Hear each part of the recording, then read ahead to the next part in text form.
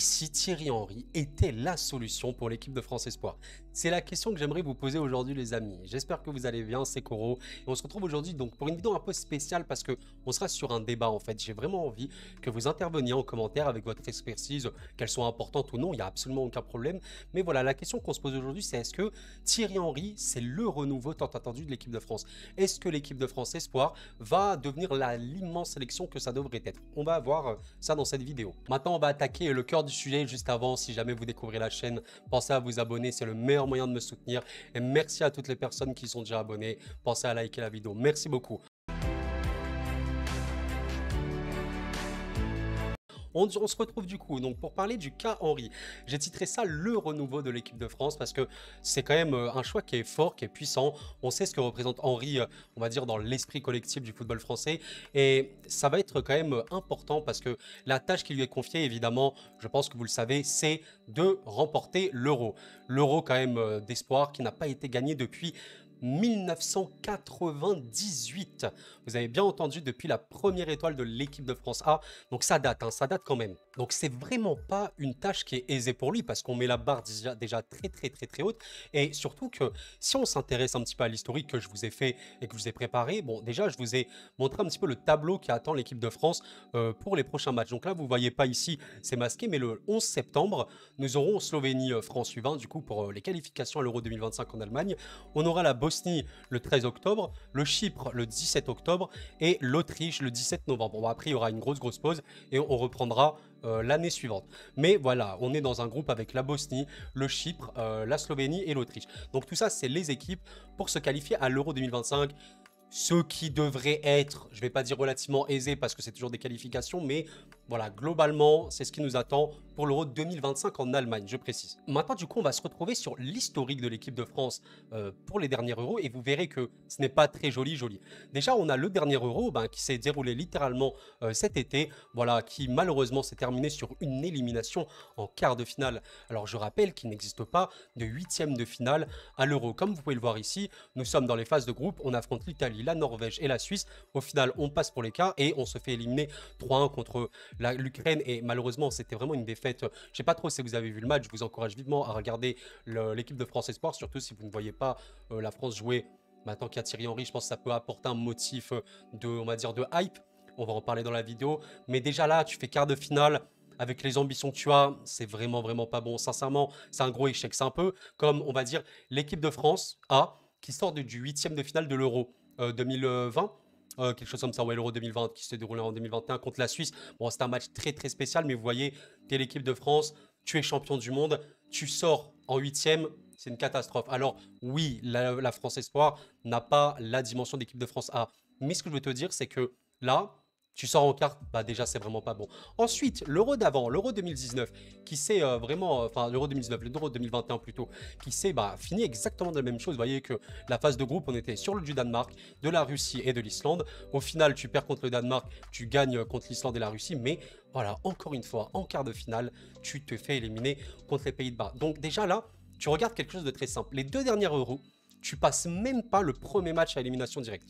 Retenez bien ça, retenez bien ça. Et du coup, enfin, le dernier truc que je voulais montrer, c'est évidemment ceci. Voilà, ceci qui est l'Euro 2019. Voilà, bon là, je ne sais pas, mais vous sachez que c'est l'Euro 2019. Ça, c'était les demi-finales. Donc, demi-finale, c'était quand même mieux. Ça veut dire que tu es passé les quarts.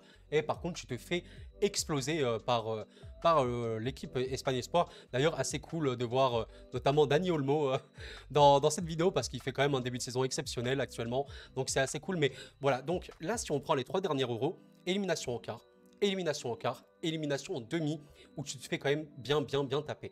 Donc tout ça pour dire que, il faut savoir qu'avant ça, je précise, la France ne s'était pas qualifiée à l'Euro depuis 2006. Donc il y a eu un gros trou entre 2006 et 2019, pour vous dire, et à partir de 2019, honnêtement, c'est pas du tout flamboyant. Ok, tu fais demi contre l'Espagne, tu te fais tuer, 2021-2023, c'est absolument le néant. Et c'est très dommage parce qu'on connaît les qualités de la formation française, on connaît les jeunes joueurs français qui sont exceptionnels et honnêtement, le travail qui a été effectué, Je suis pas là pour agresser des gens, pour les critiquer en mode ouais, ça a été mauvais, mais force est de constater que les résultats étaient très loin des attentes. Alors, je devais forcément évoquer un des problèmes de l'équipe de France, si c'était le plus gros problème qu'il y a eu depuis 2017 en vérité. Je parle évidemment de Monsieur Sylvain Ripoll, qui a été sélectionneur du coup de l'équipe de France Espoir et olympique depuis 2017, hein. Entre 2017 et 2023, il a entraîné les Bleus et du coup, bah, pour les 3 euros, c'était bien lui.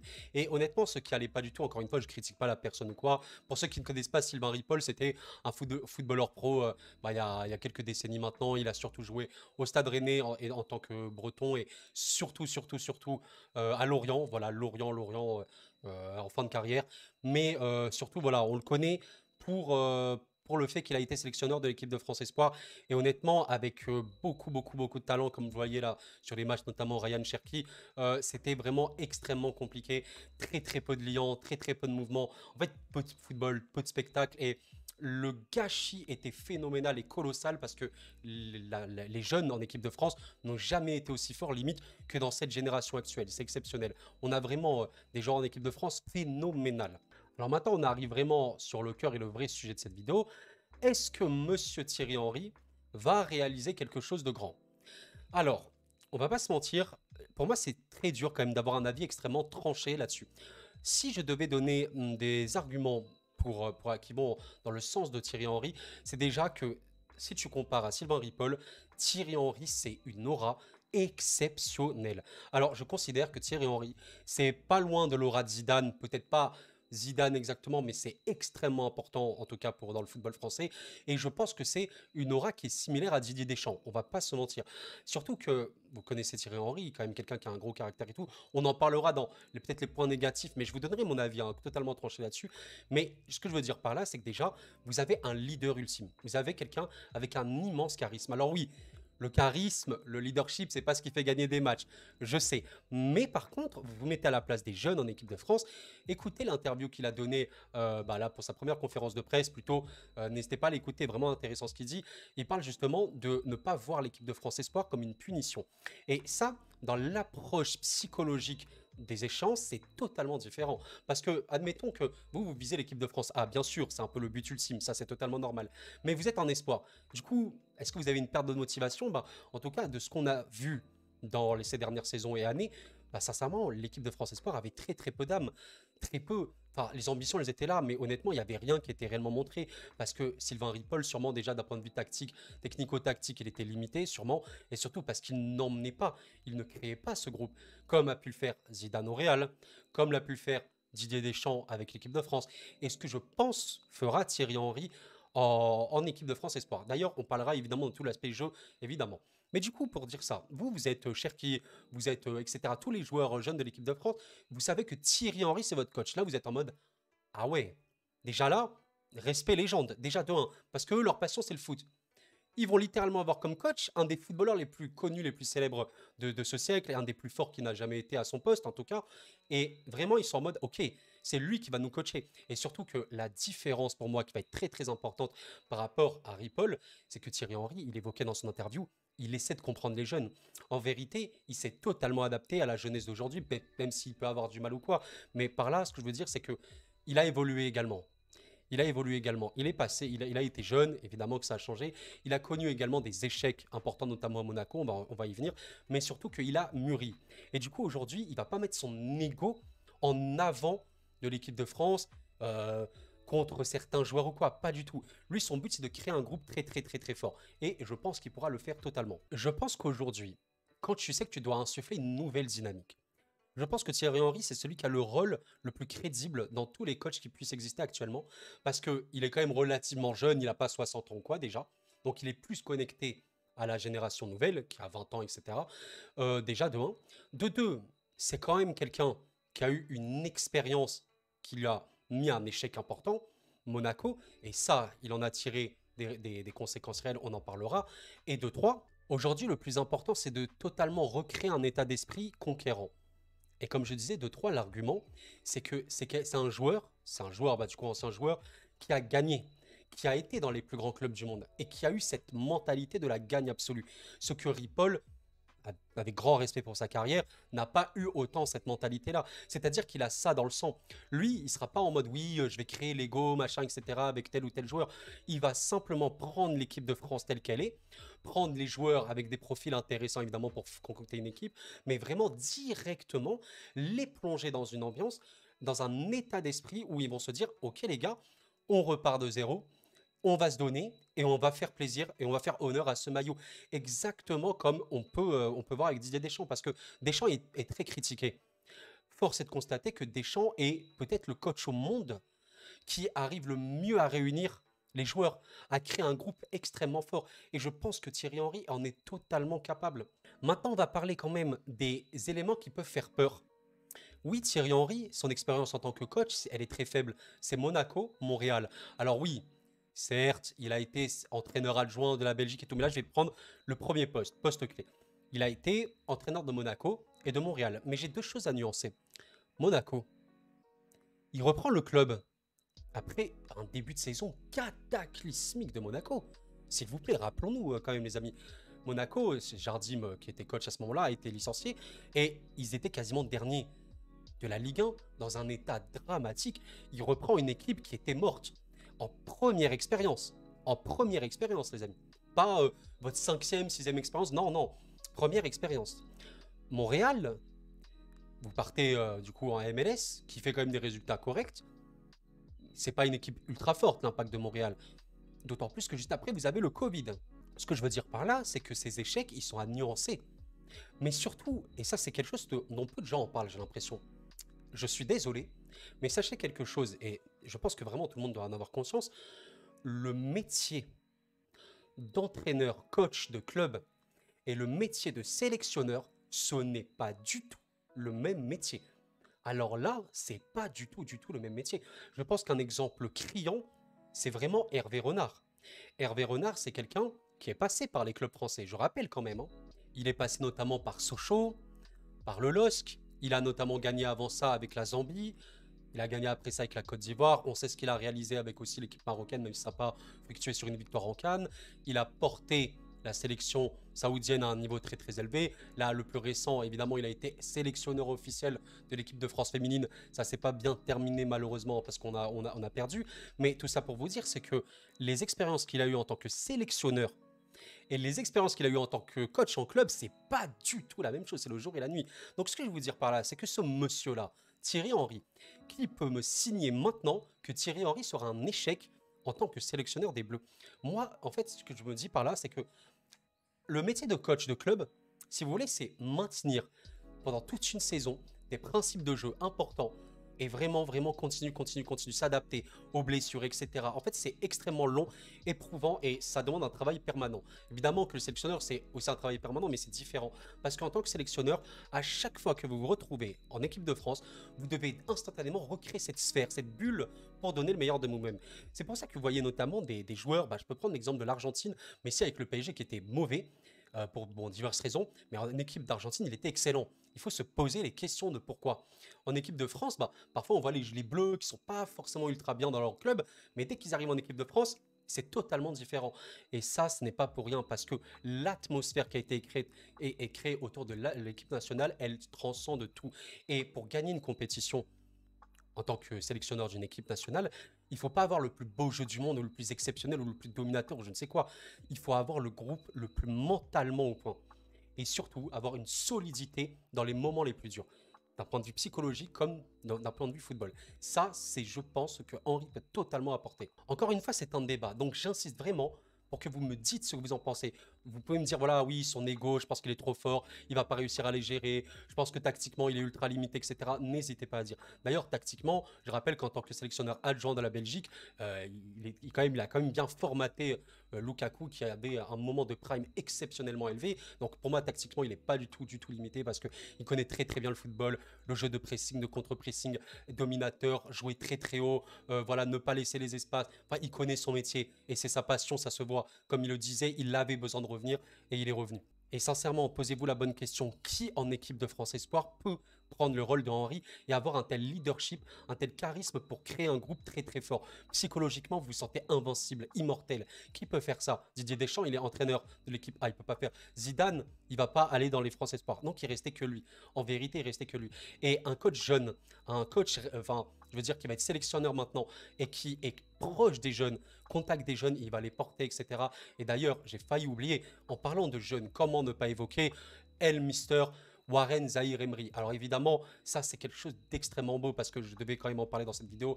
Warren Zahir Emery, je pense qu'on en fera une vidéo complète, qui est un des plus grands espoirs du football français, qui honnêtement, je suis le football depuis quelques temps, franchement j'ai rarement vu un joueur jeune français qui m'a autant impressionné depuis au moins, enfin Mbappé. Voilà, je pense que c'est depuis Mbappé que j'ai rarement vu ça.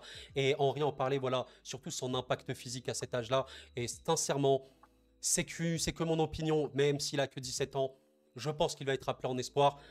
Il y a un monde où il est même appelé en équipe de France A. Je pense qu'il va être appelé en espoir et Thierry Henry rêve de le faire jouer. Je pense très très clairement. Et osez me dire, avec un joueur en plus comme Warren dans l'effectif, avec une mentalité déjà de cyborg, ce mec-là a été conditionné, programmé pour donner le meilleur de soi-même, pour gagner. Je pense sincèrement qu'on ne verra jamais l'équipe de France espoir aussi dominante, aussi puissante mentalement. Maintenant, il faudra voir d'un point de vue jeu, et ça, ce sera à Henry de faire le taf, bien évidemment. Ce sera à Henry et à son staff, bien évidemment. Ce que je veux dire par là, c'est que tactiquement, moi, je suis pas inquiet parce qu'il connaît son métier. À un moment, il était joueur de foot, maintenant, il est entraîneur, et vous avez bien vu les débriefs qu'il faisait sur Prime Video, etc. Quand même, il posait des questions à des coachs. À un moment, il connaît son métier. Il connaît le football. Il sait les plans de jeu. Et il connaît les points forts de ses joueurs, des joueurs qu'il aura en équipe de France Espoir. Il sait très bien comment il va jouer. Et je pense qu'il va adopter vraiment un modèle un peu à l'anglaise, un petit peu à la City, je pense. Vraiment, volume de jeu extrêmement important, très très très très très fort, énormément de pressing, des efforts continus, pas laisser d'espace, ne pas le laisser respirer. Voilà aussi un peu ce qu'on peut retrouver chez Luis Enrique. Je me fais pas de soucis là-dessus. Mais vraiment, dites-vous que l'apport le plus important d'Henry, ce sera sur le fait de créer un groupe mentalement au point. Parce que mentalement, l'équipe de France Espoir, avec Ripoll, c'était le néant. Le néant, mais comme d'un point de vue jeu.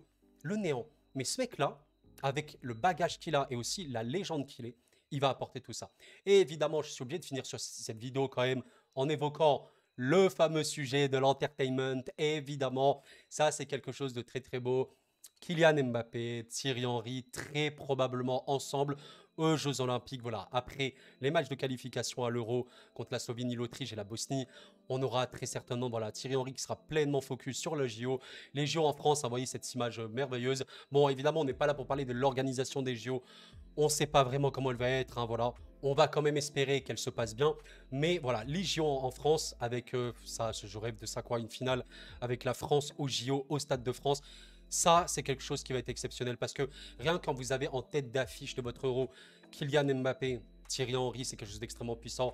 Et sincèrement, est-ce que vous ne pensez pas qu'ils sont totalement synchronisés les deux? C'est-à-dire Mbappé et Thierry Henry, ils se comprennent, ils parlent le même football. Et sincèrement, je ne vais pas dire, je n'ai aucun doute. Parce qu'on ne peut jamais, on peut jamais avoir 0 doute dans le football. C'est un sport, on rappelle. Mais par contre, je n'ai aucun doute sur un fait. Et vraiment, vraiment, j'insiste là-dessus. Le fait que Thierry Henry va créer un vrai groupe. Des joueurs qui vont être fiers de porter le maillot. Des joueurs qui vont se dire, je joue en équipe de France Espoir. Certes, je ne suis pas en équipe A, mais je vais me mouiller pour ce maillot. Je suis convaincu de ça. Mais vraiment, c'est une conviction interne que j'ai. Je me dis, il va vraiment leur inculquer ça. Et je rappelle que les valeurs et le respect pour Thierry Henry, c'est quelque chose d'extrêmement important. Il va redorer ce blason. Il va vraiment faire aimer les joueurs, l'équipe de France Espoir. Et j'invite d'ailleurs tout le monde, vous, même si vous ne suivez pas l'équipe de France Espoir, d'aller la suivre. Parce que je pense que ça peut être très, très, très intéressant. Et d'un point de vue jeu, on verra. Mais je pense qu'on sera très, très, très, très agréablement surpris. En tout cas, voilà, c'est la fin de cette vidéo. J'espère vraiment que vous l'avez apprécié. J'ai pris énormément de plaisir à la faire. Donc voilà, je vais quand même remontrer El Famoso. Ah, ça, c'est vraiment trop, trop beau. Oh là là, j'aimerais tellement voir ça, une finale France, je sais pas quoi, finale des Jeux Olympiques. Vous imaginez un petit peu exceptionnel. Mais voilà, donc est-ce que Thierry Henry sera le renouveau de l'équipe de France? Je le pense personnellement. Je pense qu'on aura une équipe de France hypante, une équipe de France belle à voir jouer, mais surtout une équipe de France un petit peu en fait à l'image de l'équipe de France A. tout simplement. Vous voyez, ce groupe qui est en fait une famille, ça c'est un truc qu'on ne pourra jamais enlever à Deschamps. Parce que peut-être que Deschamps ne produit pas le plus beau football, mais technique, tactiquement, il est extrêmement au point, très très très très intelligent dans le fait de gagner des matchs et gagner des compétitions Deschamps. Mais surtout, il a créé une famille qui est exceptionnelle. Et je pense que Thierry Henry pourra le faire. Donc Titi, merci d'être revenu. Franchement, voilà, un joueur phénoménal, hein. C'est waouh, quel joueur incroyable quand il jouait, bien évidemment. Et quelqu'un avec un cœur immense, un grand charisme. Très content qu'il s'est un peu réconcilié avec la France parce que c'était un peu compliqué sa fin, on va dire, en tant que carrière de joueur. Donc, re-bienvenue, Titi. Écoute, emmène-nous loin, on l'espère. Pourquoi pas médaille d'or au JO et Euro 2025 remporté, imaginez. Les gars, je dis ça, je dis rien, mais imaginez Euro 2024, équipe de France, on gagne. JO 2024, on gagne équipe de France. Et 2025, Euro jeune espoir, on gagne avec Warren Zahir Emery qui est vainqueur. Vous imaginez un petit peu, ce serait merveilleux. Bref, voilà, en tout cas, je vous le redis, pensez à l'abonnement si ce n'est pas fait, si c'est le meilleur moyen de m'aider. Vous voulez m'aider, vous ne savez pas comment, un abonnement. Merci à vous. Si c'est déjà fait, big cœur sur tout le monde. Pensez à liker du coup et à partager si jamais vous voulez faire partager cette chaîne. Et voilà. Bref, on se retrouve à très bientôt pour une prochaine vidéo. Je rappelle également le live ce jeudi pour le tirage au sort Ligue des Champions. Merci à vous d'avoir suivi, c'était Koro et la paix sur vous.